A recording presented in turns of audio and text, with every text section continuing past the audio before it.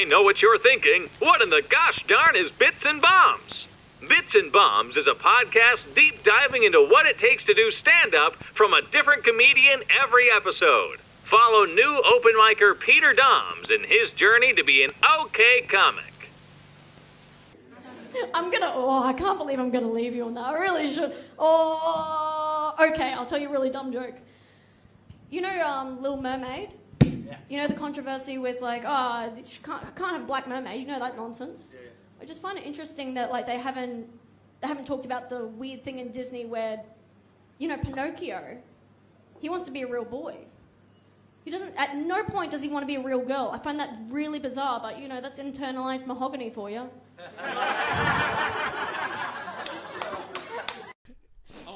I wanted to start a rumor about Cody Grimsey actually. Oh, so because, do I. like him and I having a beef that Cody like hates me because I think it's just a funny thing. Actually, that is pretty funny because I can't imagine either of you being like vindictive enough to do that. But also, it's so obscure, people would believe it. It's kind of like, wow, I didn't realize that they had beef. It must be like a Ranger thing. Yeah, into Ginger, like, yeah. They're like fighting for spots. Yeah. If he's on a lineup, you can't be on a lineup. There's one, the one Ginger quota. It's funny. Yeah. Anyway, so Jemma Bayley. Hello. Thanks for coming on. Hello. Hello. Hello, Peter. Hello, Jemma. How are you in your energies? How are your energies? Yeah, how are your energies? Oh, actually, they're quite lovely. I'm feeling chill today.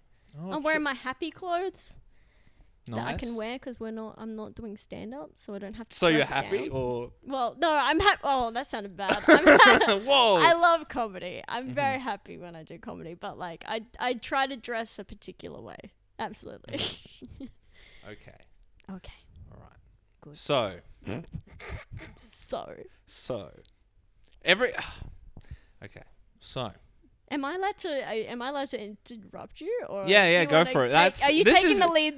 No, this is your pod. Go ahead. Oh no, I was like, is this like an interviewee thing, or can we just talk just a yarn? Oh, chatting. okay, and it's loosely around. Loosely. Comedy. So you obviously haven't seen any of it. No. Yeah, that's fair. I think you sent me one, and I was like, I'll listen to this when I have time, and then I never had time. Yeah. That's fair.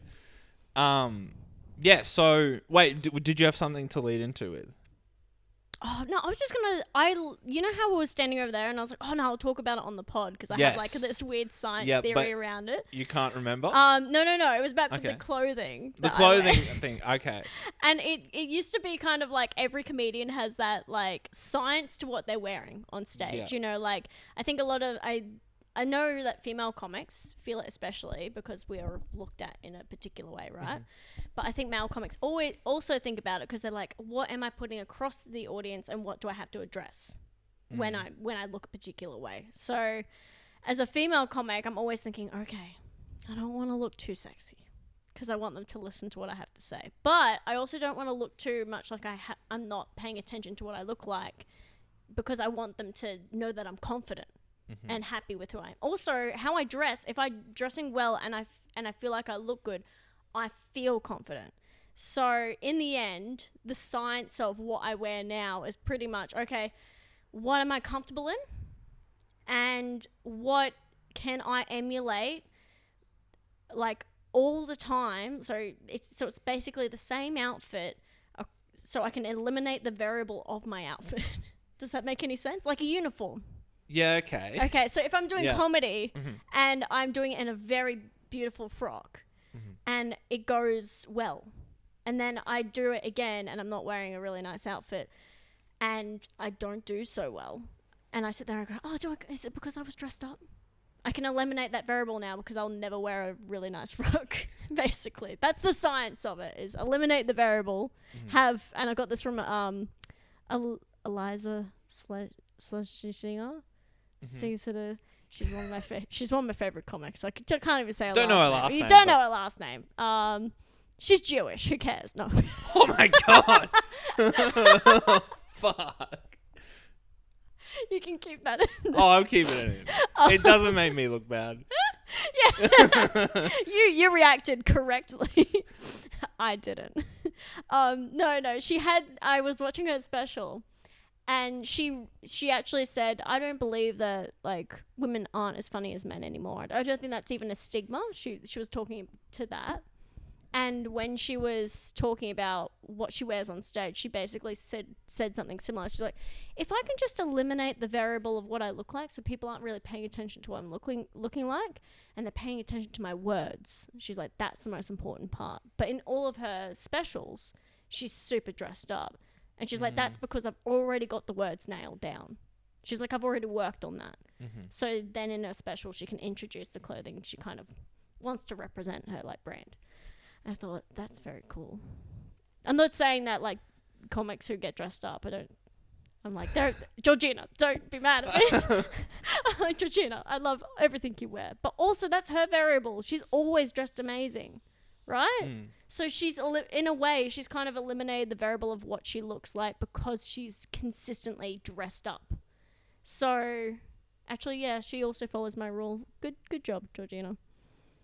I wear like a lot of like loud jumpers. Yeah, I remember Like- seeing your first jumper was a Looney Tunes. Or Tarzos. Oh, that's it, Tarzos. Yeah, Tarzos. God, that's a good jumper. It's a good jumper. But I'm a little bit like, is that shit like too distracting? I wear it anyway on stage, but I'm not sure if stuff like that is like too distracting or it kind of like...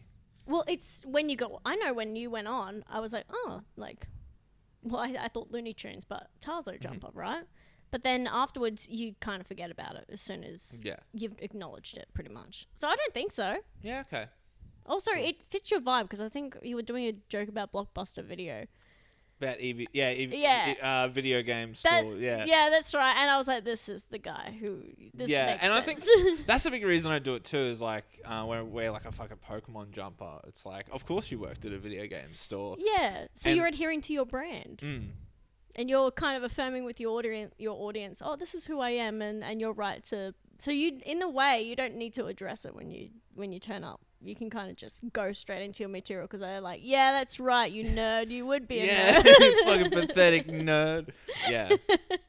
Yeah, cool. So, because, but other than that, like, I've never thought of, like, it's interesting to hear, like, that perspective because I don't think of, like, dressing up for stage as a science. Oh, so you never thought of dressing up before? Okay, that? my biggest concern is, like, Okay. all right, as long as I'm not wearing shorts. Okay. Because I was wearing shorts for a while. And you saw some pictures of you wearing shorts, and you're like, no. No. So I said this on the first step, but like when I come to my first gig in Brisbane was a Saturday night paddle spot, and I wore shorts. Oh my And goodness, that poor front row. What did you... I didn't get in trouble or anything, but other comics were like, dude, like, and Like- I didn't, and then Guy, it ain't Christmas. You can't have ginger nuts up on the stage.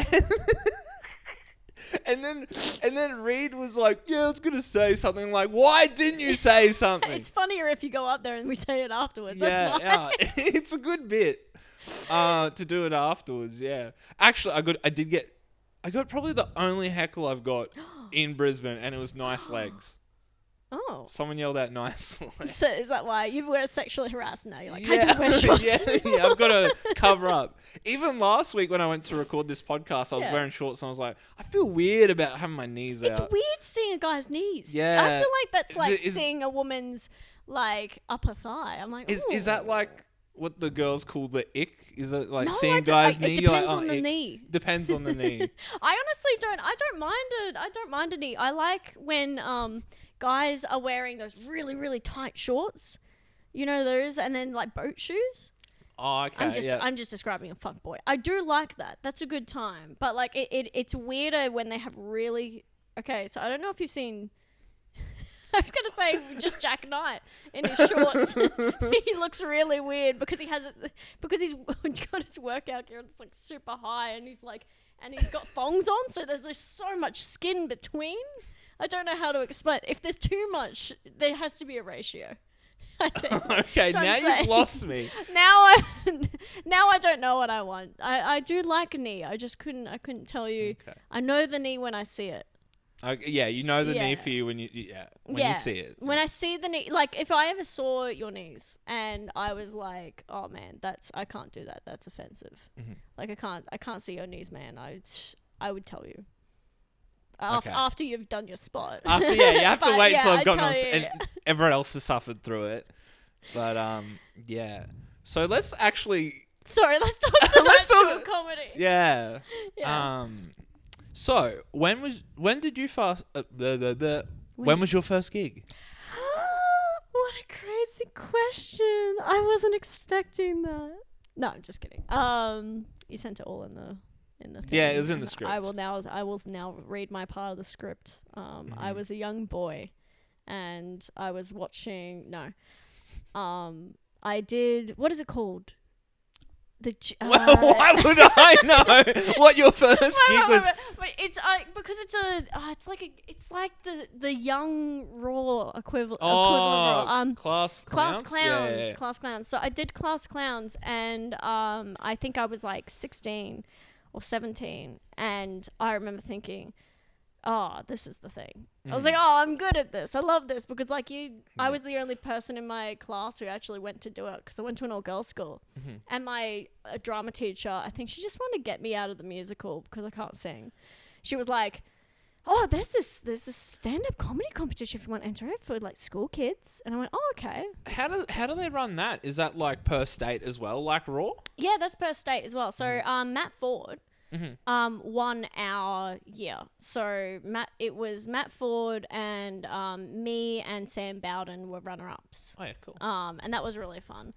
And then after we did the actual he went off and he won it. Sorry, he won our stay, and then he went on to win it. So wow. Matt Ford is a champion among teenagers, and then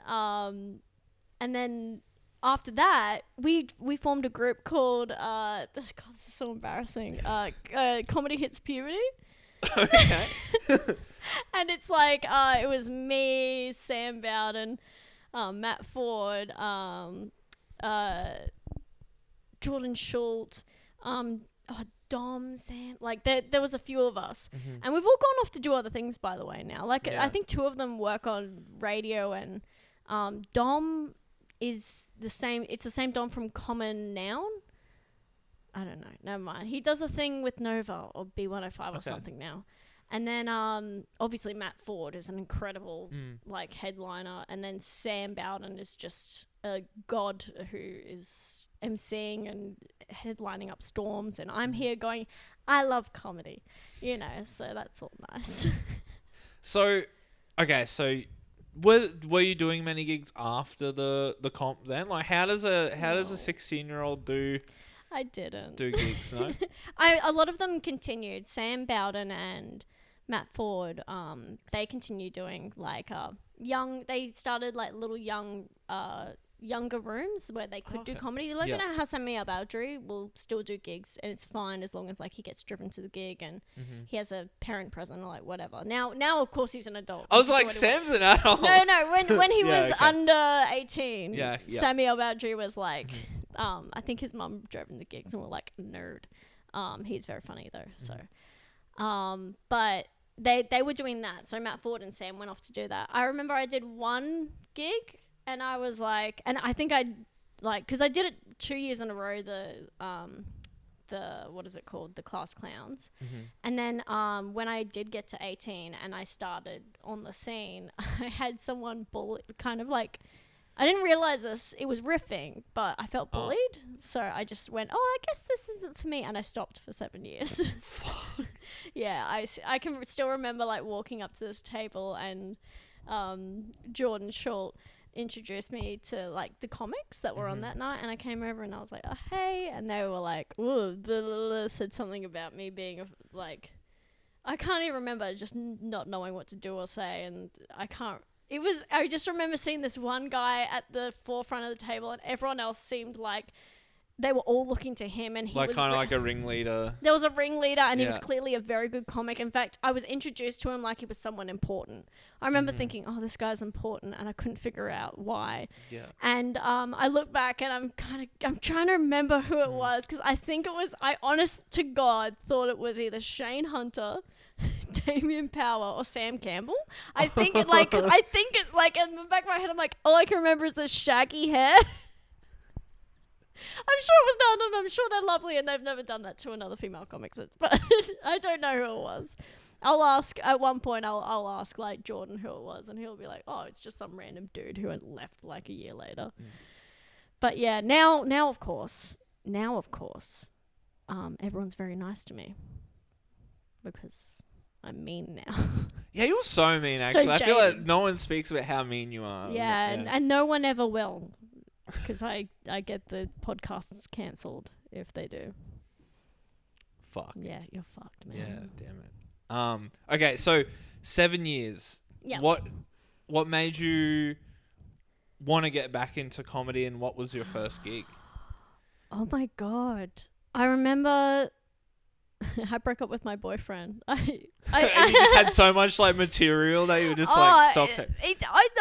I don't know what it was, but I remember. I think I just broke up with him, and this has nothing to do with him. He was a lovely man. I had a great relationship, but I remember coming out of it and going, God, what did I used to do when I was like by myself? Because I had a 6-year relationship in that amount of time. So like it was 7 years actually. So I was on a break for 7 years, and I was with this guy for 7 years. I swear it wasn't he wasn't the reason I stopped.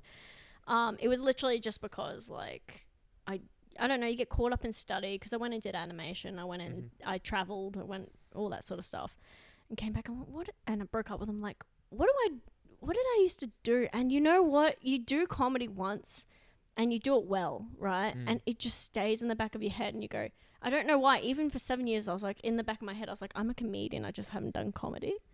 I don't know. You know how when if you're gigging for a while, you stop for about a month, you're like, can I even call myself a comedian anymore? Like, and it's really upsetting because you feel like it's part of your identity.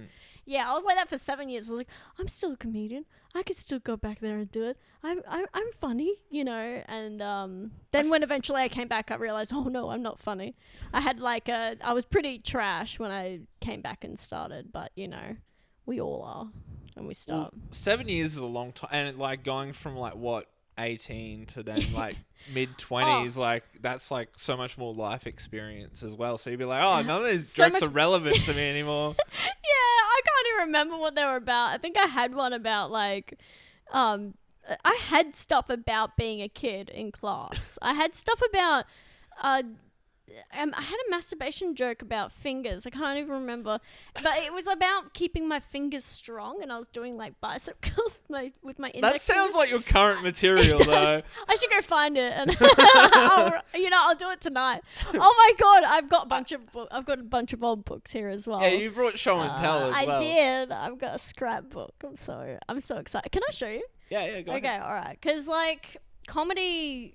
I think comedy is inherently masculine. It's not comedy's fault. Comedy, I think, is a little bit like of a dude thing. And that's fine. We're allowed. Because I'm masculine too in that way, I like to think. But look at this. You're one of the bros. I'm one of the bros. But also I have this need to make comedy pink.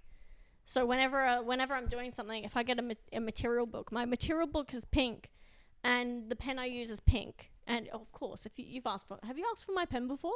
No, I don't think when so. someone asks me for my pen, I hand them over my pink pen, and I always get it back. And I said that to Jack once, and he stole it for like a month. And I was like, who the hell took my pink pen? And he's like, you said no one would take your pink pen. And I was like, oh, you're so funny. And he gave it back to me, and I was like, that's a funny bit, but it kind of illustrated my point, like that he wasn't going to take it unless I was telling him he wouldn't take it, you know. I have this whole index that says, I love comedy, and it's like spelled wrong.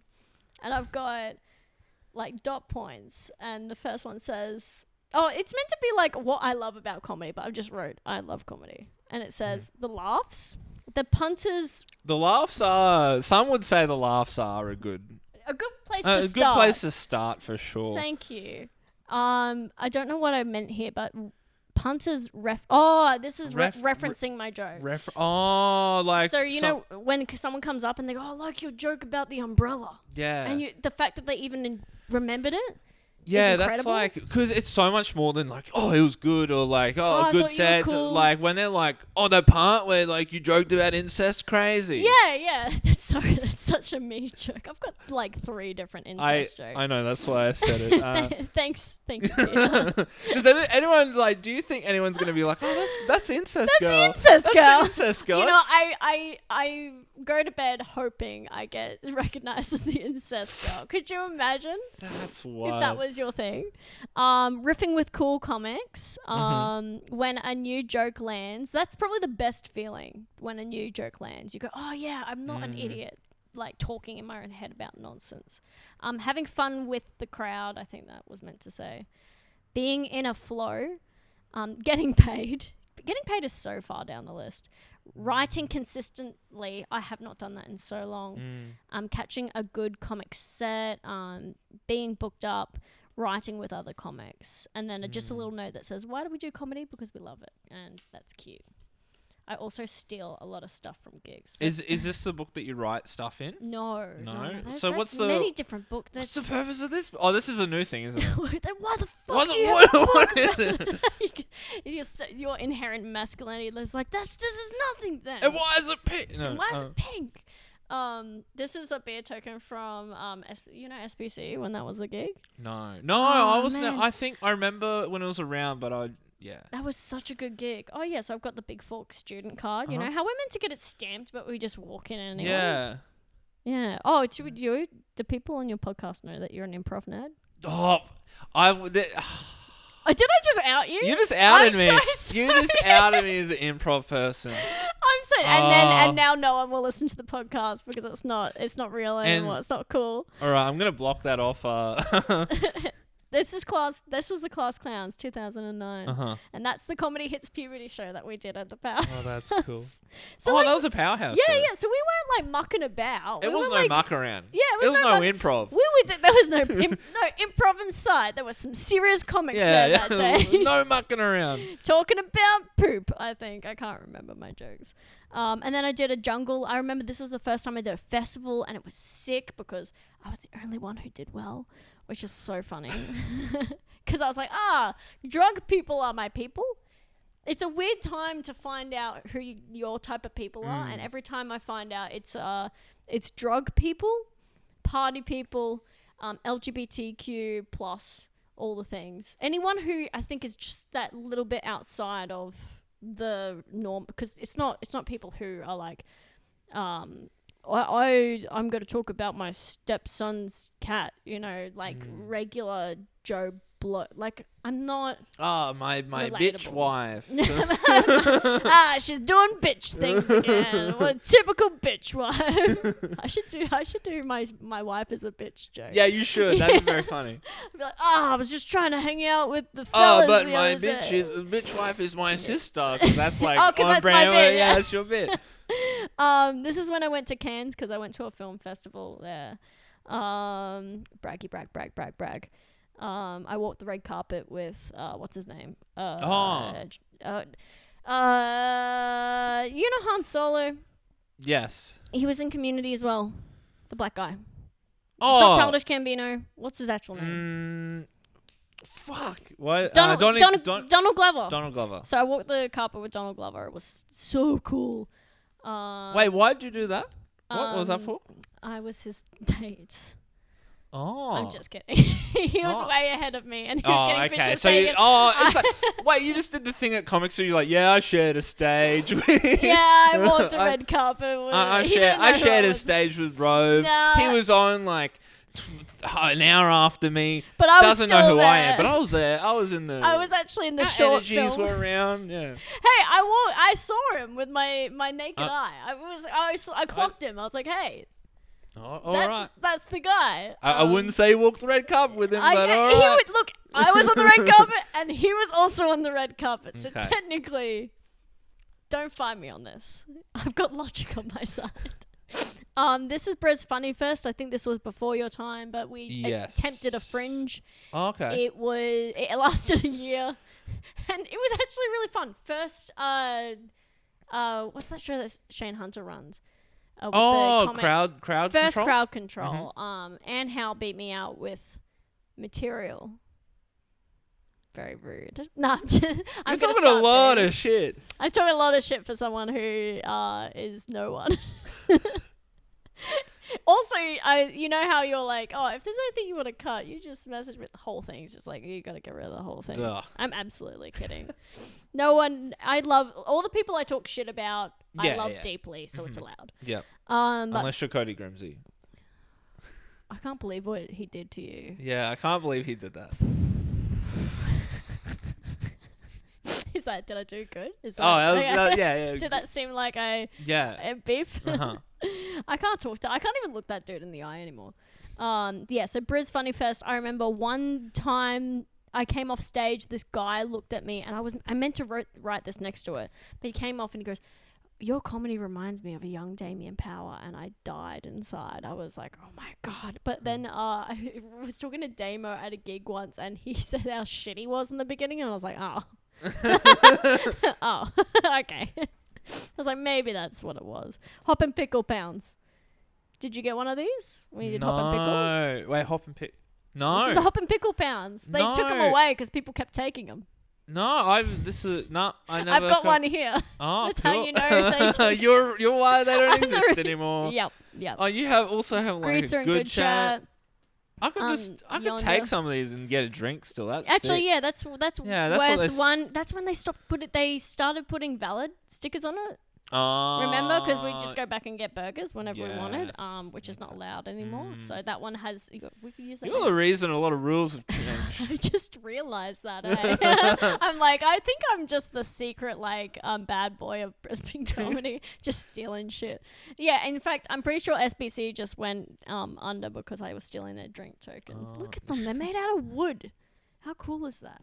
I remember I did Rhino Room, and that was like the first big room in another city. I was like, oh, I'm a real comic now. And they sent me a photo, and I was like, wow, I'm going to use this for all my promo forever. Wait, where's Rhino Room? Sorry.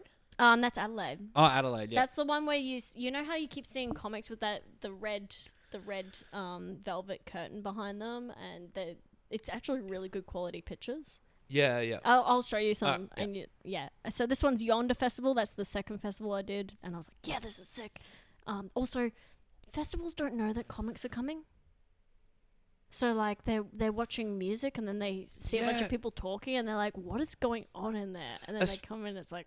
Especially like what was it like Splendor last year? Like a lot of the acts were like cancelled on a Friday, so a lot of people just like. I was going to something the other day. They're like, yeah, I saw some comedians because there was no acts. Yeah, there was no music on. They were like, yeah, I came here to listen to some music, and there was just weird people talking. We're just going to have to sit down and listen to. Yeah, I couldn't imagine what it'd be like to go to a comedy festival and be like, I'm just listening to like live music in one of the bars because there's no comedy on.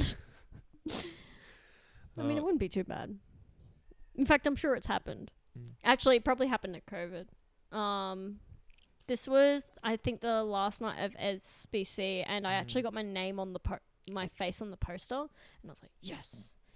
And I wrote a thing. I wrote, had a good night. Jesus. Surrounded by good comics and friends, dealt with a heckler well while a friend from improv saw me for the first time. Jack and I killed for the first time, and I don't know what that means. And I did the best everyone else should be. I don't even know what that means. I think he meant it. Oh, everyone else should be ashamed. Oh, Jack. Okay, Jack said everyone else. Jack said I killed, and he said I killed for the first time. So this is the first time Jack saw me kill. Jack and I. Okay. And he said everyone else should be ashamed of themselves as a joke at my expense because I'm shit. That's what I thought. I was like, yeah, but because he's my mate, I was like, that's funny. Sorry, that's what he meant. Mm-hmm. This is the card of a colonel that walked me to a gig once because it was late at night in another town. He gave me his card. A colonel? A colonel. Oh. Yeah, you know, it was really weird because I was walking down the road and he had his bag on his back and it was fully open and he had all this like expensive equipment in it. And I like tapped him on the shoulder and went, hey man, your bag's completely undone. Someone could steal some of that. He goes, oh God, that's embarrassing. I'm a colonel. And I went, what? Like, he shoehorned in that he was a colonel. I was like, oh, okay, so we're walking down and And we're he has talking. business He cards. has business cards. What? Yeah, he said, oh, if you ever need anything. Hey, little lady. That's a government defense. Yeah, if you ever need to be walked to a gig again, This is why I have so much confidence now, because no one can touch me. I'm like, I literally can like call in a favor from the Australian government, get you fucked off. I like call they him, gave I'm you a like, favor. Hey Joseph, his name's not Joseph, by the way. Hey Joseph, remember me? I'm calling in a favor. Peter Dams has some beef with this guy called Cody Cruz. He needs to get fucked up. Sort him out. Yeah, sort him out. Anyway, that's like all the stuff I have at the moment. I've also got all this that I need a scrapbook in. Yeah. But those are just various shows I've done. This is the one from when I almost died in a car accident with the other comics. Oh shit. I didn't almost die. That's jokes. This was a very good night. I remember this. I thought that was like a proper story that you're just doing. Oh, that's a story, but like I won't say it on the pod. I've said it so many times. This is the original Papa Fideli logo. Oh. I drew this the night I coined the term Papa Fideli. Also. Like, that was me. Whoa, okay. And then everyone gave me shit for it because I'm like, Jemma, don't call Fideli Papa Fideli. And then I started calling him Papa Fideli. I said it to him to his face, and he liked it so much. I was like, okay. So I drew this, and then he was like, I love it. I'm gonna make a night about it. Then he made the night. Oh, the pizza night, the Thursday pizza night, the Papa Fideli's. Oh wow. Yeah, that's me. That's your like legacy That's on my the Brisbane legacy. comedy scene. I'm so small and insignificant. It's good. It's good. No one expects anything from me. Now you got to name the other pizza nights in Brisbane. I know. Oh, Yeah. What can I do with like the Good Chat Boys? I'm gonna make a random slogan for them. Don't put me on a spot, Peter. Fine. But yeah, it's funny because you messaged me like, oh, do I need to prepare anything? And I'm like, no. Just show up and talk. And then you brought show and tell. I'm sorry. A podcast. I brought picture books to a podcast. I'm sorry. For the audio listener. No, just kidding. For the audio listeners at home, suck it! You can't see. Oh, that's mean. If one of you actually can't see,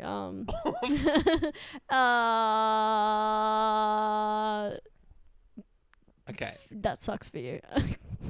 Okay, so where are we up to? We're up to you coming back doing comedy. Back doing comedy. So how long ago was that you like were back doing comedy? When was that was 2019. 2019. I started with like Jack Knight and a bunch of comics that aren't around anymore. This is very upsetting, and you should know this, Peter. People disappear and they never come back. And then they come back. They come back like 3 years later. You're like, hey man, and they're like, I'm gonna start doing comedy again. You're like, wow. I'm sure. Was it Sam Bowden felt the same way when I came back, because he would have been like, Jemma. I remember I turned up to Blutz and he goes, hey, how's it going? I'm like, good. I'm starting comedy again. He's like, oh, sick. And he was so sweet when I started comedy again. But like coming back 2019, pre-COVID, Milk Factory, weird stuff going on. New like that's when our first like Brisbane Fringe was, like the Brisbane Film Comedy Festival was in town, and we did our like Fringe Bris Funny Fest. And yeah, I can't remember much about it apart from just sucking and then writing my very first joke I thought was like a good joke. Like, it's hard to explain. It was like a structured joke. It was like a... Oh, like set up punchline. Yeah, well, all my stuff was puns up to that point. I mean, it's still kind of puns now. I make it sound like I've grown. I still keep doing puns. But like, I remember writing my first joke that wasn't set up punchline, like it wasn't that structured. It was the three-legged dog joke. And it was based on a story. It was based on my dog. Yeah. And it was the first time I was writing a joke and I actually put effort into it and it actually worked. I remember thinking that day, like, oh, I can do it, you know, like this is comedy. And then I did it a few times and it was really good. And then I did it every time after that. It sucked. I couldn't figure it out why. And then I think it was Shad Wicker who came in and told me, just say that you did it. Just because it was all, I remember when I first wrote the joke, I was saying it like a hypothetical. I was like, what if I did this? What I said to the audience, I thought it would be funny if I made a taxidermy version of the dog's leg and I did this. So I made it sound like I was gonna do it. Yeah. And then Shad Wicker came in and goes, don't talk about how you're gonna do it. Just say you did it and talk about. And it was like such an obvious thing. I was like, oh my God, that's so true. And it changed. And from that point on, it's that little change completely restructured the joke. I guess with writing comedy, sometimes you just have to, like, it's the absolutes. Like, it's just like you either did or you didn't kind of thing. Yeah, exactly. No, it's kind of like it's not true. And this is what it took me a long time to get wrap my head around. Don't let like the truth get in the way of a good story, which I think every comic understands. It's like all of our jokes are maybe, I want to say, 20%. It's like a 20-80% thing. Like it's either 80% real and 20% is like fluff, like we've embellished it, or it's like there's a 20% of it came from a place, but you extrapolated out into this crazy thing. You know, so I think that's okay. What I'm saying is I think it's okay to lie when it comes to comedy. I do nothing but lie when it comes to comedy. It's funny how you said like the pun thing. I remember one time I think I told someone, I was like, oh, I guess like my jokes are fairly similar to like Jemma Bayley's. Yeah. And someone was like, she mostly does puns. And I'm like, so do I a little. I dabble in the pun game. Look, it's such a, isn't it weird how it's such a when people are so offended by puns. Oh, you don't like having fun? Like, sorry, you don't like a little bit of wordplay? You're gonna be good. Being a bit silly. Yeah, I'm just like, but I understand why comics get offended by it, because they okay. Audiences don't get offended by puns. They think they're stupid. That's fine. Comedians get properly offended. Really? I'm learning this actually. Really? I think audiences are like that's a bit silly. Sometimes they're on board. It's kind of like sometimes it's like a nose exhale, kind of like, oh, I see what you did there, kind of thing, maybe. They're either doing this, they're either going, or they're going, and I like it when they're like, because then and sometimes I'll acknowledge it on stage, but I'm not endorsing puns. I think that I'm saying that they're good to start with. They're good to like learn the structure of something, but obviously if you want to be a good comic, you can't just be doing, unless you're Milton Jones, you can probably do puns for the rest of your life, but apparently he bombs a lot, so I don't know if he. I'll send you Milton Jones. He's like a one-liner comic, or Dimitri Martin. Oh yeah. Like those one-liner sort of like things. Even then, their stuff isn't necessarily puns. Yeah. I would say they're clever one-liners, which I've yet to like fully understand the difference between. If I'm honest, sometimes I'm like, what's a pun in it? I'm pretty sure puns are just wordplay, right? Yeah. It's just on the word. Okay, cool. It's void of situational comedy, which I think is a one-liner. Okay. I don't know. I don't know anything about I love comedy. the way... I don't know. Look, we both do puns, but we don't know what we're doing. Should I just stop this podcast? Should I just like end doing... I have no idea what you're doing. Should we just stop? Should I just stop? Look, it's been 6 years of me doing comedy. Wait, 5 years of me doing comedy. Should I just... It's time for another 7-year break. Yeah. You know, I'm overdue. I gotta go over. What if I did that and I just stopped for 7 years, come back? You'll do like, what? And then I just do another podcast.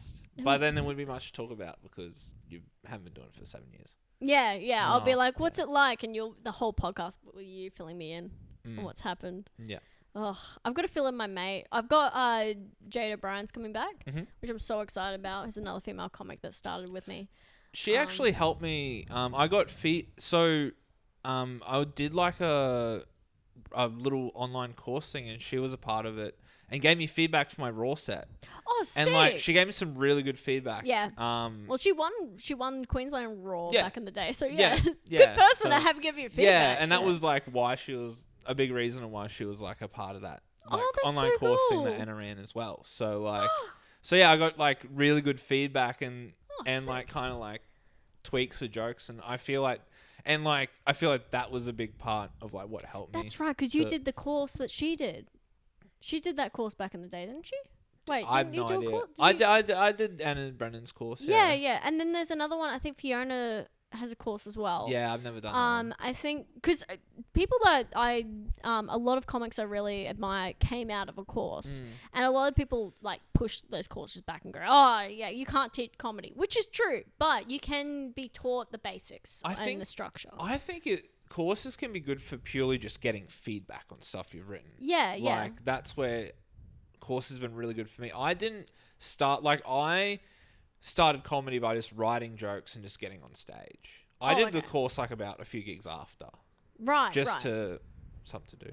No, that's good. And like learn and be like, okay, I kind of have an idea of, and I think it helped like once I had that the context of going up on stage and performing, I feel like then doing a course kind of helped. Yes. Because you can kind of tweak what you've already done, where I feel like if you're doing a course and going on stage for the first time, you're more worried about just going on stage for the first time. Yeah. So it's one of those things where it's like you almost had a through line, like you had a kind of a point to actually get to, as opposed and the course was to get to something beyond the end of the course, which is that show that they do. They do like a showcase. Don't they? we did like a showcase thing in Mackay, yeah. Which is a great way to like get onto stage for the first time to get those nerves out. But like far out. Can you remember being super nervous? Oh yeah. Do you still get nervous? I still get nervous, but like but not nearly as much. Not near. Like it used to ruin my day. Yeah, like, I would have the 3 days leading up. I couldn't. I was just in a state. And I'd be like, I remember I did 2 shows in a row in Mackay, and I took both days off of work. I was like, I can't. Yeah, I can't. I concentrate. can't concentrate, So and nervous, then I can't eat. and like and even if you like crush or whatever, then the adrenaline like hits you. Like so hits you crazy. so, and then you go to sleep late. Did you crush your first gig? I did. Yeah, I did. Yeah, I did think pretty I well. did too. think- I killed it. And then the second time it was just like, eh. I And did. then the third time was shit, and I was like, fuck. I killed it. Yeah. I died. I did fine. Yeah. Was my I remember my progression. I was because when I died, I went, oh no, I can. I'm not a golden child. I am not like the I'm not the chosen one. Yeah, because you think, oh, the first time you crush, you're like, I'm the next. Like you go through the scenarios that you're actually doing. My scenario in my head was when I crushed for the first time. I remember thinking, okay, I can go back to my high school. I can do like when I'm really famous, go back to my high school or my university, and I'll be up there doing the speech of like, you know how they invite guests to do a speech. I'm doing that kind of like inspirational. Hey, just keep going after Keep your going. dreams. Yeah. That was mine. That was my weird, like, little internal thing where I'm like, yeah, that's what I'm going to do. And I don't even want to do that. I don't like my high school. I'll say that. NBC's shit. Whoa. I'm going throwing out after hot everyone. takes, yeah. Nah, they're fine. They're all right. But Cody Grimsey. But Cody Grimsey. I'm sick of him. Well, we don't need to worry about him. He'll be dead soon. It's fine. Oh, wait. Oh, yeah. We're sending the Colonel The after Colonel. him, Peter. The Colonel. Yeah, Sanders. He's going to be fried chicken. Yeah. I think, like, because I also started Mackay where, like the first comp I did was, like, I won $200. But there was, like, 4 of us. Yeah. So I was like, hey, you wanna $200 go- still $200. You can mention that in your bio. Has anyone asked you for a bio yet? I've done a few bios. Okay, and cool. I think, yeah, Can I read your bio? Where is it? I don't have it ready right now. Oh, actually, here's my I book. want to read it so bad. Yeah, I'll find it. We'll talk. Oh, do you want to read my bio? I can get it for you. I got it in my notes. All right, let's go. I feel like I asked don't that just so you could read your own bio. I want to read yours actually. Yeah, I've done. Yeah, Is yours online? I don't have it's just like when for certain shows I've done. Like, okay. give us a Yours bio. is I don't have like a blah blah blah. Like, Is it got any comedy in it? Any comedy, like, am I Like, has throwing your joke? bio got like a little joke in it? No, I think the go-to thing is like, oh, I'm a long-haired Yahoo or whatever, but like it's not. Oh, like, okay. I'm not like, hey. So anyway, the other day I was. You just copy Cody Grimsley's or something. That would be so funny. You do, and even halfway through the bio where it says Cody, you haven't changed it, so it still says Cody. Wait, you say Cody Grimsley? Wait, what's his? I think it's Cody. Grimsley. Isn't it Grimsey? I've heard. Is it Grimsey? I've heard 3 or 4 different. We are so close. I've heard Grimsby. I've heard Grimsley from you. I'm like, does anyone? I wouldn't go off me because I can't hear certain sounds properly. let's Grimsley. unpack this. Let's unpack the hearing. Grimsley, I've got audio processing issues. Oh, okay. I've got many issues, but that one I got from my dad. That sounds like he gave it to me. He's got dyslexia and audio processing issues where he can't hear F sounds or TH sounds or B sounds or P sounds. Oh. So they all sound the same, and when he speaks, he sounds kind of unintelligent, but he's a very intelligent man. It's just that he can't tell the difference. So he'll say, "Oh, what do you think?" Instead of "What do you think?" You could hear the difference there, right? Okay, cool. Because I was borderline for a second. I was like, think. I can hear those. Oh, so I'm just bullying you for something. Oh, Then, fuck. I'm just a piece of shit it's now. an actual disability. Oh no. You said you said you were gonna try and get me cancelled. It's happening. It's happening right now, no. Peter. Peter is an ableist piece of shit. I prefer Cody now. and that's dead. saying a lot. That's saying a lot. That's saying a lot. Look, he's dead, so I can't say anything bad about Cody. It's kind of dodgy going after a dead man. Yeah. Okay. So back to the comedy. So you actually no. So another thing I wanted to mention is with puns. I gave you a pun. Oh, like, is that the mahogany joke? The mahogany joke. Oh, that's a good joke. It's like, how good is it when you can like internalize mahogany? Yeah, because that's like something I had in my notes for ages. Well, you know, I turned that into a different joke. I turned that into the Pinocchio joke. Yeah. It was part of that. You gave it to me for the table bit. The table bit. And then I made a joke about Pinocchio having internalized mahogany. Yeah. Because he wanted to be a real boy and not a real girl. Yeah, because and it's a pun. yeah. But that one went crazy on the internet. People love that one. I know it went crazy. No. You're like, you're seething at home like, I gave her that joke. And I'm sitting here going, who's going to believe you, Peter? Because that was a joke I had in my notes for like just that line. I was like, had that in my notes for ages, like over a year. I was like, how the fuck am I going to use this? And then I heard you make a joke about being a table. And you're like, yeah. And I said, it's the only form of objectification I will endorse as a feminist. And then you came up to me that show and were like, I've got this, but I don't know where to use it. You could possibly use it in internalized mahogany as for your table bit. Like, and I was like, God, that actually fits really well. And I think I have used it a few times. I have done the table bit in so long now that I think about it. Yeah. I've tabled it for the time being. Back to the old habits. They die hard. I will say, like, in regular conversation, being able to make puns, and I don't know if you do this. Do you make puns in regular conversation? Sometimes I try. I feel like if I do, it's like very like I have to be like ironic. You know what I mean? Like, yeah, it's me very too. like I love it. I'm sitting there and I'm like, someone says something and I'm like, I've got one in the barrel. I'll do a running start. Like, you know, like you run up to it, the pun where you're kind of leading into it and they're not really sure what's going on, and then you go, ha! And they're like, oh, they didn't realize that's where you were going. I love doing that. Yeah, how good are puns? Puns are great, and let's be. I can't believe how funny would it be if that's what got you cancelled? Is just and liking puns? Just liking puns. Like, yeah. You'll never work in this town again. Yeah, you fucking hack. I can't wait till I'm a hack. Then I don't have to worry about people caring when I do. They'll just be like, she's hack, and I'll be like, okay, but I'm getting paid. Because all hack comics get paid. Because they've been around for ages. They've got a solid set. They make all Like, this is what I don't understand about people saying people are hack. I'm like, it's always a comic that has been around for years.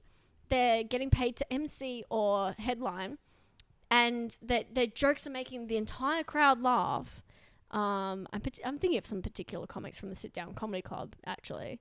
I can't even say one of them because there's a lot of them, and people always call them hack, and I get kind of annoyed because I'm like, that's a working comic, and you're just calling them hack because you don't subscribe to their particular brand of comedy.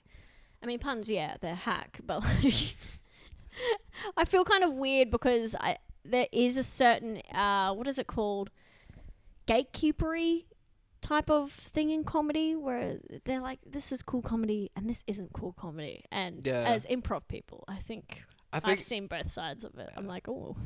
I think when I do improv, I think it's very funny to like do that kind of stand-up thing to them. Like, oh, even though I'm doing improv with them, like, improv. I do that when I go as well. I'll be like, "Are you improv people?" I come in like a war torn sort of like comic. I'll come in. I'll be like, to do like rehearsal for improv. I'll be like, oh man, this is so good. This is so nice. Everyone's so nice, and they're like, "What happened out there?" And I'm like, I don't want to talk it's funny. About it. Like when I tell like my friends about stand-up, like, it sounds terrible. Why do you keep doing it? Yeah, why do you keep doing it? I'll be like, it's the best and worst thing you'll ever do to yourself. Yeah. It's the drug of comedy. Like, if we're talking about like comedy, improv is like playtime. It's like I call it a muck around. It's like, a muck. You're right. It is a muck around. And it is like, it's obviously like its own thing and its own art form and techniques and stuff. A little bit more jovial. Yeah.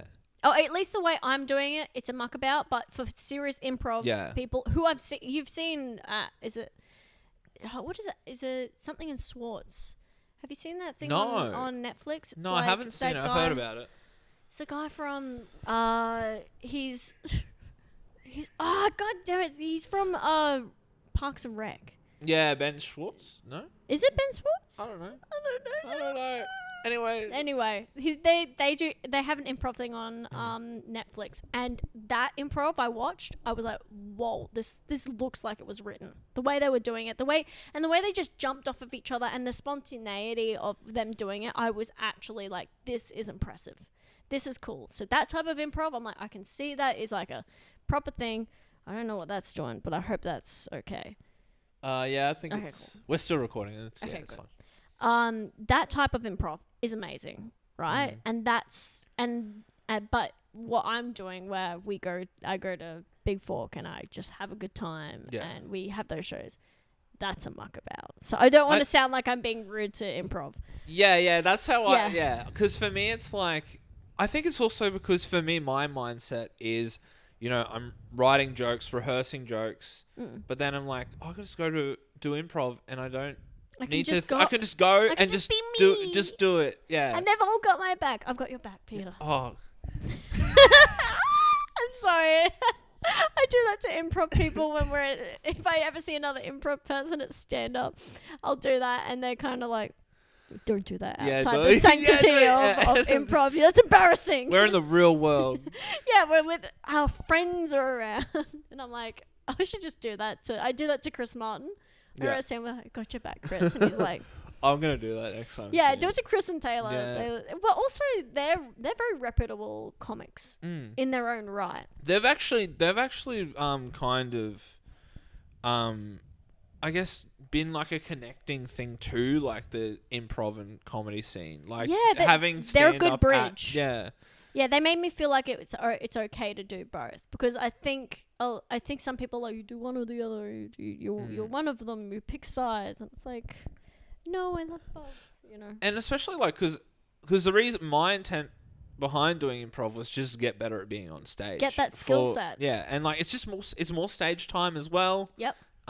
You'll change, and your sets will change with it. I got a lot more physical after I started doing improv. I started thinking of jokes a little bit more four-dimensionally. Yeah. Like, because there's a joke in actions that you do as well, and characters. And in stand-up, you're always thinking about the words. But sometimes in a spatial context, you can make a joke. You know, like when you're in improv and you have the stove there and you make the scene, and then someone comes over and starts doing something next to the stove, and you make a joke about them getting burnt because clearly they forgot that the stove. Like, there's a joke in the space. Yeah. That people forget, or like even just having, I don't know how to explain. Even just adding on top of your joke an act out makes it so much more. Makes it or even adding a character. Yeah, that's the type of stuff I'm trying to like look at. Like, okay, what can I add to my stuff, like my jokes? Because what's your favorite do you have favorite comics that they do act outs and stuff? I always like kind of change who my favorite comics are. I guess like a lot of mine are actually like Hannibal Buress and like Aaron Chen, so they're not very act outy at all. Okay, all right. They're kind of they've got their own character, I would say. Yeah, and they're their own embodiment of themselves. And I've been told I'm a low energy comic. Are you okay? Yeah. You're the first person to ask. Yeah, I'm not okay. I'm a low energy comic. Are you? I wouldn't say you are. Yeah, I've had multiple people. Oh, you have like low stage energy. I'm like, okay. All right. So do you want to have low stage energy? I don't quite know. Like, I also don't want to be like the loud is funny type of thing either. So I don't know. Yeah, because that can be so ostentatious. Big words by Jemma Bayley. Ostentatious. Do you ever say stuff and you're like, that's going to be my next poster? Oh, the next show title? Yeah, you never do it, but you always say stuff and you're like, that's going to be my next poster. I read something the other day. Doesn't matter. No, it's like a phrase, and you're like, yeah, that's phrase gonna be or whatever. Like Peter Doms is waiting for a bus, like just random stuff, or help me, I'm Peter Doms. The Lone Ranger. The Lone Raider. It's not Cody Grimsley. Grimsey, whatever.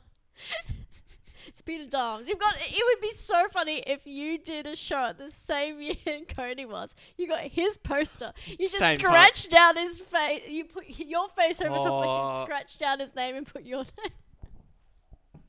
And just do it at a different club at the same night. Oh, that would be so funny. Do it at the same club on opposite sides of the room.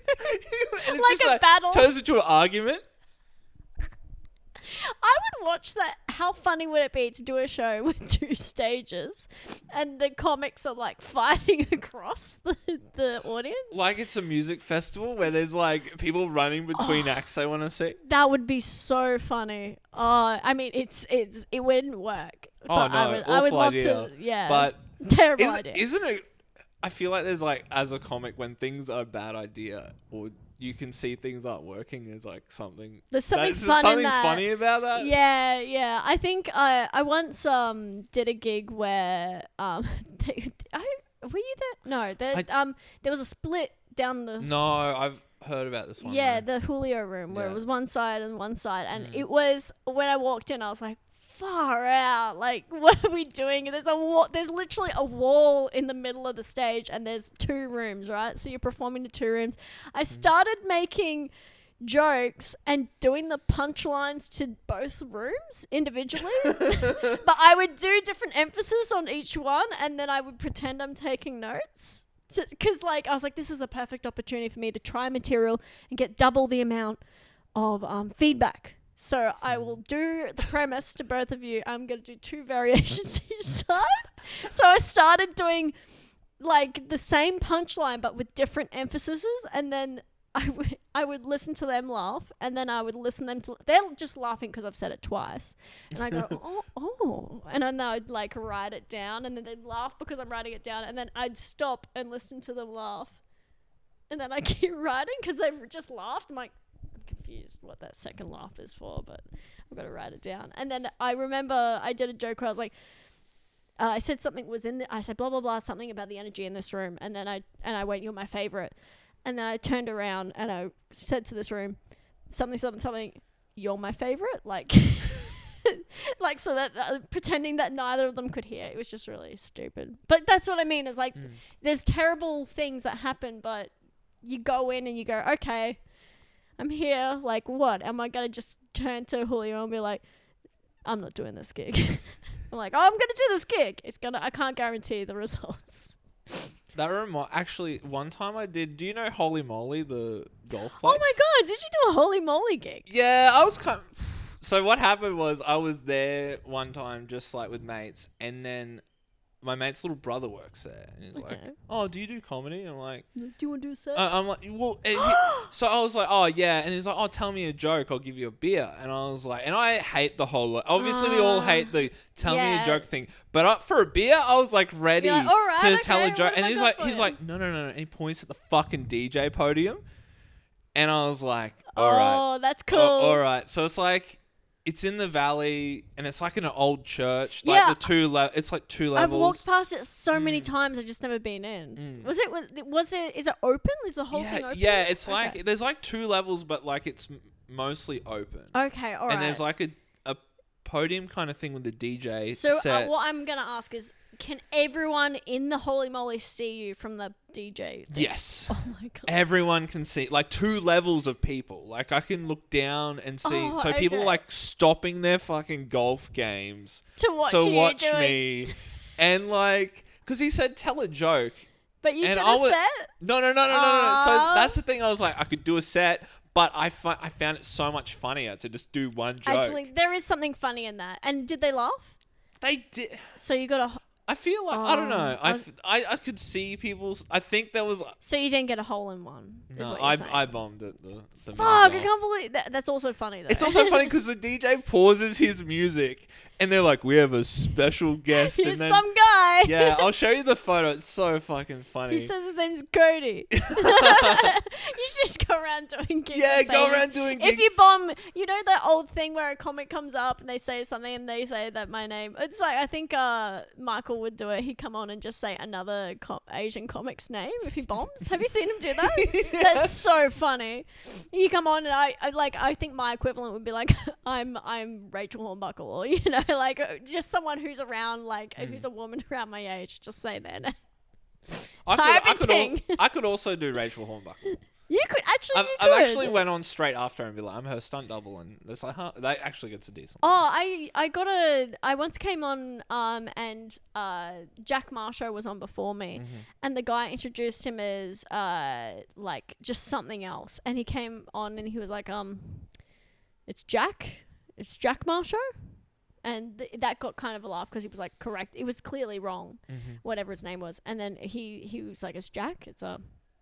I'm Jack Marsho. And then he like did all that. He did his set and then he came off. And then the guy also forgot something about my name. And he goes, oh, sorry. Like I'm new to all these comics.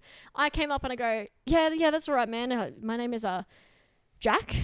It's Jack Marsho. Like in the exact same way that he did. And I got like a second laugh off of it. I was like, yeah, comedy. Karma. It's so good when you just kind of acknowledge what's happened. Yeah. Previously. Oh, I had the other day. I was down doing a bass gig, and there was a Comic-Con before me. I think it's Tom, and he has this bit about being a sex worker on like a phone, and he's doing like phone sex call, and he was like, I had this really weird woman ask me to do some daddy role play, and his whole joke was like. That he starts saying dad things like, oh, have you done your homework and blah blah blah. So he was doing all those, right? So but then he made a joke about her having daddy issues. So after he went off, I came up and I went, I didn't realize this, but I was talking for Tom backstage for ages. I was like, I know you. How do I know he's the guy who fucked up my daddy kink. And like got a laugh off of that. And I'm like, and by the way, I don't have daddy issues. My dad is super hot and I totally want to fuck him. And it was just so horrific. It was like, because he had finished on kind of a low, and I brought it up to this like high, and I was like, yeah, nice. And it came off stage, and I was like, thanks, man. Thanks for that. That was really good. And he was like, yeah, that was really fun. I like that. I've got a date with me tonight. And I was like, oh, no, sorry. He had like a girl sitting with him. I was like, oh, sorry. I didn't mean to sling shit on you. It's a good joke, by the way. I didn't do it justice. I didn't do his joke. I was just saying what it was about. It's a very funny joke. So with so last year you did your first. It was your first show you did last year, right? Or yes. like our show? Yes. Yeah. That was my first hour show. Yeah. And what was that one about? That one was Jemma Bayley is begrudgingly 30. That was I did a show just for my birthday.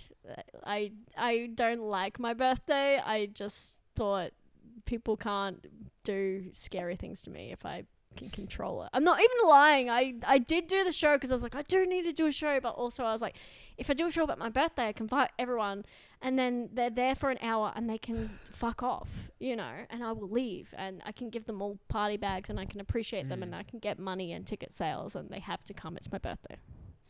And it ended up being really good. I did it like a sleepover. Yeah, you're Wait, did you go? Yeah, I was there. Yeah, I went. Yeah. I know you. It was you and there were two comics that went. It was you and, I mean, a fair. No, actually, it was you and someone else who went. It was only 2 comics, and I remember thinking that's nice because I didn't want comics buying actually, tickets. Might have been Sean. Oh I yeah, think it was was Sean and I went together. Yeah. Yeah, it's so funny that I think Sean was telling me the other day. She's like, yeah, people think I'm dating Peter. Oh, and yeah. I was like, well, you stood next to him, and in comedy, if you stand next to a man, that means that you're dating them. Yeah, I told her that the other day because. No, it's funny. Did it come? It was on the podcast? No, it wasn't on the that was podcast. funny. But know who said that though? Who? Cody Grimsey. That piece of shit. It's all coming together. No, he's just like he's like, oh, you and Sean seeing each other? I was like, what? God. And then he's like, oh, I saw so last year, right before Sean did her show, she rehearsed the whole show in my room. Okay. And she posted about it, and I guess that's how. Oh my goodness! Started. This is how rumors get started. Yeah. Peter, can you just keep your legs closed, your door closed for one? Stop letting people rehearse their hour shows in your room. Yeah, are you doing one this year? No, I'm doing split show. Oh yeah, okay, So, that's right. Yeah, Doing a split show with Josh Catino and right. Daniel Neville. that's It's gonna right. be a bit of fun. But Are we promoting it now? Go buy a ticket. You can't. But, No, no. it might even hasn't even Oh, been that's approved. right, they I've haven't only even done an greenlit expression them of yet. yeah, Ooh. only expression. Yeah. Anyway, so, but the through line for that show was really fun. It's probably one of the funnest through lines of just yeah, theme. that it was a sleepover. And you yeah. had Georgina. My younger sister was there, and mum was upstairs, and mum was Nick Carr. Nick Carr did the voice of my mom and was like, Jemma Bayley, and he sounds like a Monty Python skit.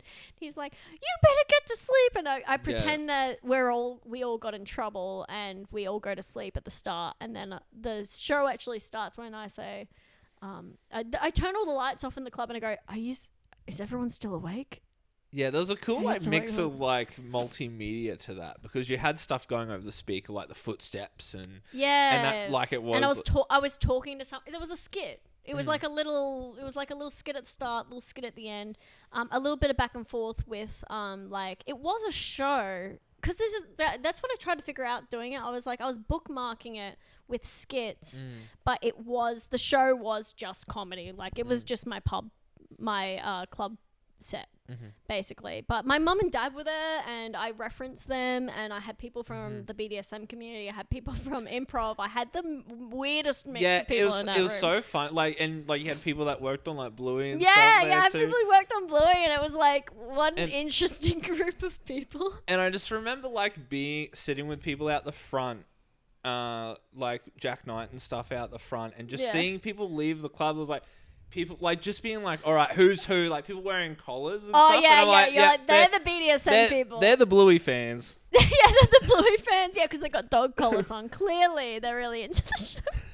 Yeah, the guy who I brought Frankie on stage. I brought my my other mate Luke on stage. So Luke is a dom from the BDSM crowd, and Frankie is an animator in the special effects on Bluey. And I remember standing there going, they're both dressed exactly how you think they would be dressed for who they are, but I didn't say it on stage. But I remember thinking, what an interesting turn of events. And then Frankie won a dinosaur because I was giving out prizes. Yeah, you were for giving out whatever. prizes. She had like party bags. I had party I bags. got like a toy soldier with that. Yeah, you throw the Yeah. parachute. Actually, did you try a few people tried the parachute I don't things think I when I ever was did. there. No. Yeah, they went up to the top of Caxton and then they threw them on the thing. And then it didn't work because there wasn't enough space. I was like, you need to go like up a few flights of stairs and throw it off a building. And they were like, we haven't got anything there, so we'll just keep them. But yeah, that was a really fun show to kind of like, I had way more fun like deciding on the story. Like you said, the through line, that was fun because it was like a theme. Yeah. It was like it was a birthday party. So I had streamers and balloons, and I remember I was freaking out after show because there was a show after mine, and I had to clean up all the confetti because everyone had a party popper at the end. I was like, you get to party pop your party popper when you think something's great, and if you haven't party popped it, you can do it at the end or whatever. And I had to give a trigger warning for those party poppers. Oh, okay. Yeah, there was someone in the crowd who needed to know when the party poppers were going off because they had like I think a thing about party poppers. I don't want to say anything because it could have been a sensory issue. I don't know. But either way, put a real damper on things. And if you can't handle party poppers, don't come to the show. No. Jemma Bayley, also an ableist. You're cancelled. I'm cancelled. You're done. It was You're so done. fun. It was nice. Yeah. Actually, it was mostly terrible, but comedy's a slog. We love it. Yeah.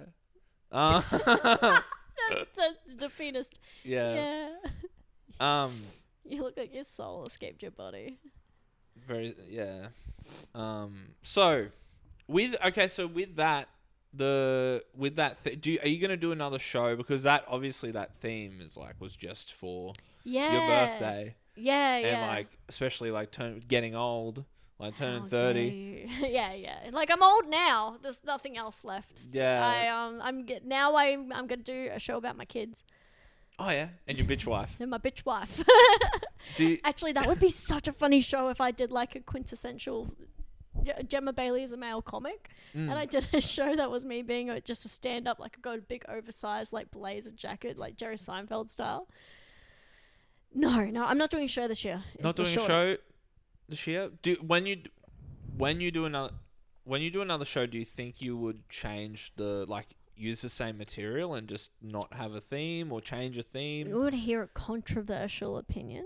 What's your That controversial I recently opinion? decided. Cool. Yeah. It'll probably change later, but I've had a few people ask me if I'm doing, because they're taking the interest forms. I've said to a few people I don't want to do shows. Oh. Yeah, I can't remember. I was talking to a comic and I just went, do we have to do shows? And they were like, well, you don't have to do anything. And I was like, yeah, because I just don't like talking for an hour. I find it every time I love watching shows. Like I love going to see other people's shows but I want to say, unless it's a comic I really, really, really love. Like I watched Dylan Moran this year. I went and saw John Mulaney. I went and saw Eliza. I can watch an hour of their comedy, but I don't like talking. I think it's just tiring. Yeah. Okay. Yeah, I don't know. I love doing pub sets. You don't think the doing more reps of shows would make you used to the I don't know if I want to get used to something that I don't like. I don't know how to feel about it, actually. I think it's early days, but I literally, I just recently was talking to someone and I was like, do I have to? Do I have to do that? And they were like, you don't have to, but it is the Australian, if you want to progress, if you want to be a good comic and you want to progress in comedy, you do have to do an hour a year, I've heard. That's the thing. I hate it and I refuse. So what I've decided to do is just do pub comedy wherever I can. I get a spot wherever I can, and I think max half hour. Yep. So I do a split bill. Maybe that's the way to go. I don't know. I haven't decided yet. I've literally just decided that I don't like hour-long comedy. I was like, it's too long. And you know what? And even the show I did. Okay, maybe this is the compromise. I'm just deciding this now. You know how my show wasn't really all stand up? How I had like that bit at the start, which was an act out. I had games. I had like, it was a theme of a night, and it kind of, there was stand up in it, but it wasn't, you wouldn't call it all stand up, would you? Because it was like, Not even most stand up, really. No. yeah, you're like, even the stand up, I would have Puns? Jemma Bayley's comedy, I don't know if we're calling it that. I'm sure it has. Not She's for an me, but improviser no. who started doing comedy. It's funny how people would think that I did improv first, because I had someone say, "Oh, you theatre? Are you from like?" When I started doing comedy, they're like, "Oh, you did theatre though, didn't you?" And I was like, "I've never done theatre, but I've got theatre vibes. Like I've gone on stage and I've been like, ah, this is a thing, you know." Yeah, I get theatre. I get the theatre. Yeah, vibe. I'm not saying it's bad. I'm just saying like it sounds like I did some sort of like thing for it. Anyway, what was I saying? Yeah, I may not do hours. Yeah, okay, that's fair. Yeah, thank you. You're the You're first person welcome. to not fight me on this. They're like, Jemma, you have to. I'm like, I think you know what it is. Because you haven't fought me on it, now I'm trying to talk myself into it. Are you trying to like be a contrarian to me? You're like, you know what? Fuck you, Peter. I'm gonna do an hour. I'm gonna do it. And my hour is just like Peter Tom said I couldn't do it. By Jemma Bayley. That's the poster. Just like Everything's a poster. Someone called me. We were talking, and we were joking that I was dumb slut, and then I said something really. I got like It was fucking funny. It was fucking witty. Can't remember what it was, but trust me. And and then he turned to me and went, not such a dumb slut now, are you? And I was like, that's my new poster, is Jemma Bayley, not such a dumb slut now. But yeah. Anyway, Right. maybe maybe do an hour show. Look, if you don't Look, want Peter, to, that's fine. I feel a lot that's of pressure. That's fair. You know what? That's fair. Yeah. Do what you're comfortable I with. have authority issues.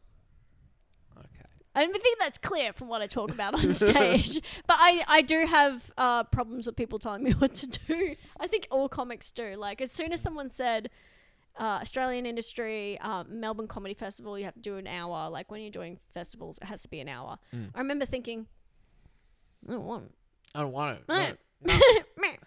Make me. Yeah, so I can't tell if it's just me just being anti-authority or if I actually don't want to do an hour. I'll sort it out later, but maybe I'll do an hour. Not this year. Okay. I haven't thought about it. I haven't thought about it enough. Because you're doing a half. No, Doing a 15. 15. Okay. 15. Well, that's I want good. to ease. I don't want to like jump straight. I don't know. I'm just like happy to ease into. Have you decided who's opening and stuff like that? No, we haven't decided an opener yet. Yeah, okay. No. What I mean is like, one of you opening. Like, have you decided which one of you is opening? I know. I've thought of that. It's probably going to be me. We haven't had a discussion, but I'm like, I think it's fair if I do and Josh closes. And Okay. And then Daniel and I are like, yeah, we're gonna have raw finalist on the poster. And Josh should probably be like, what the fuck, dude? Yeah, well, no, put it in there. It's good. Put raw winner. Raw winner. Yeah, what are they gonna do? Well, I'm just saying, like, What are are they they checking gonna the do? posters? Fact check it? What are people gonna do? I thought about that for a long time. I was gonna be like, pop on there that I won like and Edinburgh's newcomer award. I was just gonna Google it and put that I did it. And so I was like, who's checking? Edinburgh's best puns. Just make up a category Yeah, for just the like, Edinburgh yeah. Festival, and then like if no one checks, it's like you're an idiot. Like, And don't like- go just because it says it on my poster. I remember one time I was I gotta stop doing stuff like this because it's actually not good. I did did I ever told you this? I did an animation in school, and I was in charge of the brochures for the graduation screening, and each film had a bio and then it had a director's bio. And mine was, so everyone was submitting to me. I was popping them all together into the little brochure that you read when you go. It's a program. You go into the screening, you can look at the poster and read what it's about, right? And I was like, no one's reading these. So what I did was I just put the synopsis for Pirates of the Caribbean as my synopsis.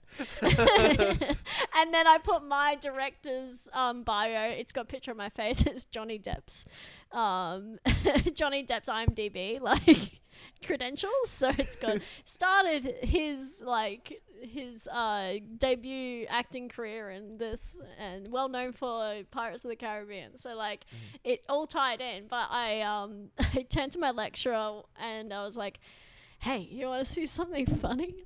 And he was like the head of the course.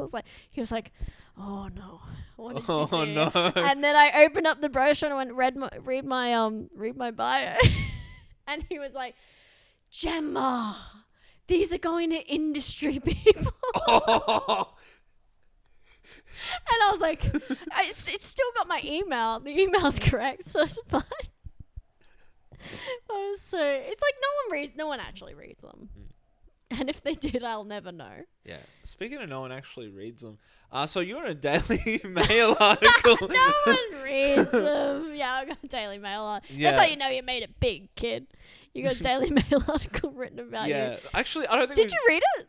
I read a little bit of it. Yeah, me too. I got a bit bored. I was like, but I read the whole thing multiple times because I was like, there's so much wrong with it. I think there was something because I double checked it today to just like. Oh, is it still up?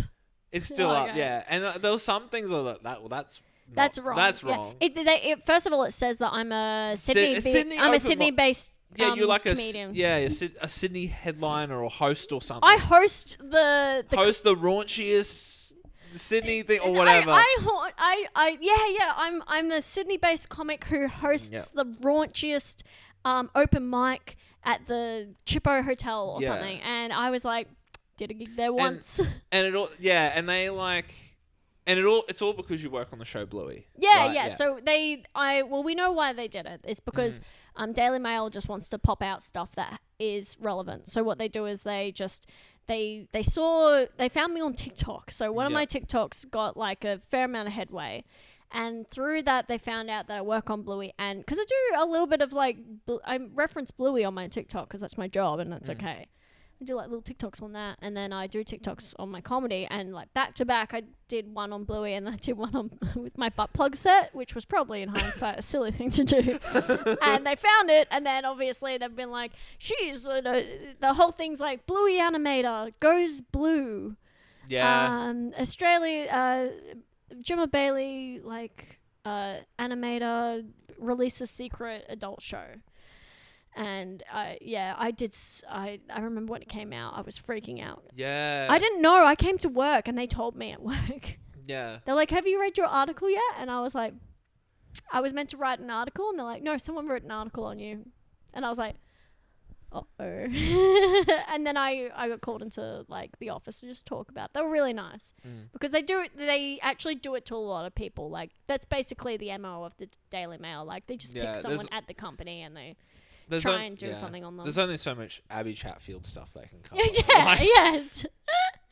Yeah, so they're really or scraping the body. Or some bullshit. Also, the article is quite nice. If you go into it, it sounds it's so clickbaity, the title. But if you go into it, it just talks about where I studied, how long that I do comedy, and it just has and then it just talks about Bluey for the rest of it. So it's like you clearly just did this to write a Bluey article, but okay.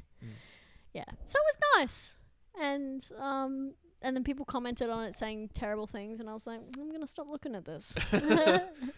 I'm not, but I'm used to seeing terrible. I get so many terrible comments on stuff, so I'm like not used to. I'm like me. Most of it's just Cody Grimsey. Oh yeah, he's got so many accounts. That guy. It'd be funny if every time you got a terrible thing, you're like, this is just Cody again, just trying to pull me down. From beyond the grave, it's impressive. the colonel got the job done. Yeah, he got that. But that's pretty. I will say that was one of the funniest things because what was kind of annoying about it is people when I got to doing sets and doing gigs, people were asking about and they were saying, "Oh, how did you get that?" Like I got it. And I was like, no, dude, this happened to me. I could have lost my job. Do you not see how this is this happened to me and I didn't orchestrate this because I had someone. How'd you score that? Yeah. Some people asked me, so you did a interview. And I was like, No, it's so. Have you read it? No. They just pulled up my. I'm pretty sure what they did, and this is my theory. They just saw my TikTok, they saw my Instagram, and they read my LinkedIn. I'm pretty sure that's all the research they did because they did not know I was a Brisbane-based comic. Yeah. There's no way they actually went through enough to research to actually do that right. That's so funny. You'd think at some point you'd be like, oh, let's at least know where they're based. Yeah, let's at least know where they are. Oh, I think that club is in Sydney. The one that's on TikTok. Yeah. There's Sydney. There's plenty of sit-down comedy ones as well, but they don't think that's my home. Yeah, because I think the one they had embedded was like the Newcastle club or something. Yeah. They had in the actual thing they had the Chippo, which at the time I think that was the other one that was doing well on TikTok. It was clearly they found me through TikTok, and I was like, interesting. I mean, TikTok's amazing, but like, it's also very annoying. Yeah, they'll probably just like internalize mahogany as genius. We got to write an article. Yeah, they're like, did you hear? A Brisbane-based comic steals a joke from you, an upcoming comic, Peter Dobbs. He's based in Sydney. Newcastle comedian. Yeah. All right, so I guess I'm going to start wrapping this up. Do you have any more show and tell? Do you have anything else that you prepared for the class? Oh, did I prepare anything? Is there anything else prepared? No, well, I know. I just brought old writing books, but none of them are like anything exciting. They're just like, I don't know. How do you do yours? These are my set list books. I still don't have I have a few notebooks and stuff. Do you do it all on your phone? I start with an idea, so I'll write down an idea. Like usually it's just some conversation. Oh, that's kind of funny. So I'll write the idea on my phone. Oh, okay. And sometimes that idea might be lost because I didn't give enough context. But then and you I'm reread it. And I'm like, what the fuck does that mean? I mean, yeah. And I'm like, why don't I write DJs? And that's it. Yeah. Like just a singular word. I'm like, I don't know. Yeah, it's usually one word and another word put together, and you're like, what is that? Yeah. What so does that mean? I've started like try and write more context so I can like just more Go words back to to go back and be like, okay, this is what I was meant.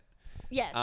I do that in the car. I wrote a bit. I do a voice to note thing, and I'll talk about it. And my recent one was like, male comics bring dates to shows, and female comics don't bring dates to shows. And I think that's because like male comics, they want to show to a woman that they're funny and that they can get a crowd's attention, and that's very masculine. It's very exciting for a woman to see, and so when men bring a date, they want desperately to do well. That male comic wants to do well, and I thought, actually, this could also work for me. But like what I do is instead I bring a date and I bomb on purpose. So he's looking at me going, oh, she's not as funny as me, and she's vulnerable. Oh my God. I wrote that in the car, and I was like, is that fucked or is that good? I can't tell. That is fucked. Yeah, it's pretty messed up. It's also funny. She's vulnerable. saying, oh my God, she's not as funny as me, and she's vulnerable, like it's a good thing.